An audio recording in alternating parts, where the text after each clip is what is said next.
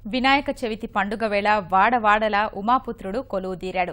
వీధి వీధిన వెలసిన లంబోదరుడి ఉత్సవాల్ని ఘనంగా నిర్వహిస్తున్నారు. అన్ని చోట్ల ఏకదంతుడి ప్రతిమలు ఒకేలా ఉండకూడదని భావించిన భక్తజనం ఎక్కడికక్కడ గణనాథుడి రూపాల్లో ప్రత్యేకత, వినూత్నత చూపేందుకు ప్రయత్నించారు. సినిమాల్లో ఆకట్టుకున్న పాత్రలతో కూడిన గణపయ్యను తీర్చిదిద్దారు. తలచిన వారికి కోరినట్లు దర్శనమిచ్చే గణపతి రూపాలు అన్నీ ఇన్ని కావు. విభిన్న వినాయక రూపాల్ని చూసొద్దాం రండి.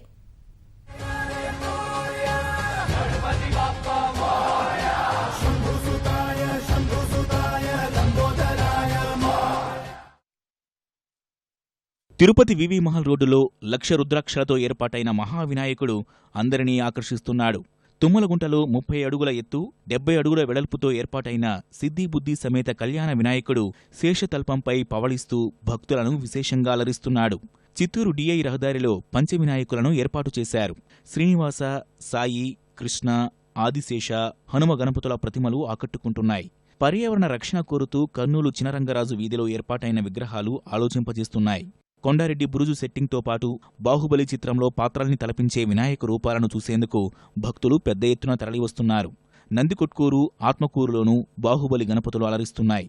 నంద్యాలలో పట్టు వినాయకుడు మిలమిలా మెరుస్తున్నాడు. బాలాజీ కోడెలలో ధాన్య గణపతి దర్శనమిస్తున్నాడు.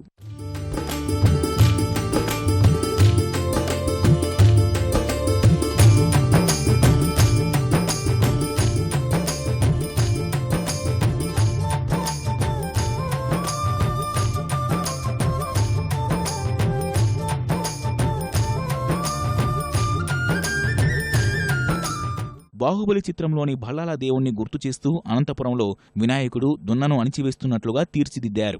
ఆక్వేరియంలో వినాయకుడు భళ అనిపిస్తున్నాడు. వెంకటేశ్వర స్వామి వద్ద ఉన్న ఉమాపుత్రుడు ఆకట్టుకుంటున్నాడు. సున్నపుగేరిలో ఆర్డిటి స్వచ్ఛంద సంస్థ తమ సంస్థ పేరును తలపించే నమూనాలో ఏకదంతుణ్ణి ప్రతిష్ఠించారు. ధర్మవరంలో కౌబాయి వేషంలో ఉన్న పార్వతీ తనయను ప్రతిష్ఠించారు. కొత్తపేటలో హోమగణపతి ఆకట్టుకుంటున్నాడు. ఎన్టీఆర్ కోడెలలో గోదావరి పుష్కర సమేత వినాయకుడు ప్రత్యేక ఆకర్షణగా నిలిచాడు. కడప పచ్చళ్ల వీధిలో ఏర్పాటైన లక్ష రేడియం పుష్పాల బొజ్జగణపయ్య ఆకర్షిస్తున్నాడు. రాయచోటిలో నాణేలతో ఏర్పాటు చేసిన ఏకదంతుడు దగదగలాడుతున్నాడు. 25,000 రూపాయలతో ఏర్పాటైన ధన వినాయకుడిని చూసేందుకు భక్తులు బారులు తీరుతున్నారు.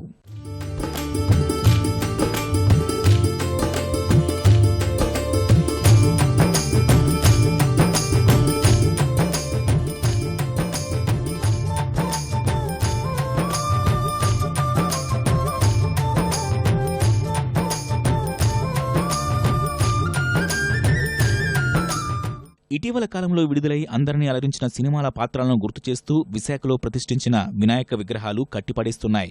గోపాల గోపాల వినాయకుడు, బాహుబలి, భల్లాలదేవ గణనాథుడి రూపాలు అందరినీ ఆకర్షిస్తున్నాయి. విశాఖలో శ్రీ సంపత్ వినాయకనగర్ ఆలయంలో పూల లంబోదరుడు దర్శనమిచ్చాడు.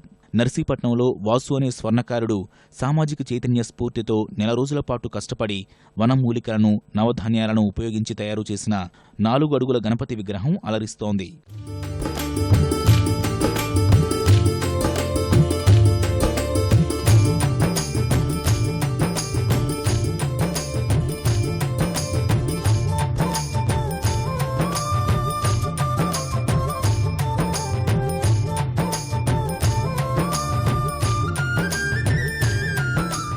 తూర్పుగోదావరి జిల్లా రాజమండ్రి ఆర్యాపురంలో 18 అడుగుల విష్ణురూప వినాయక విగ్రహం దర్శనమిచ్చింది.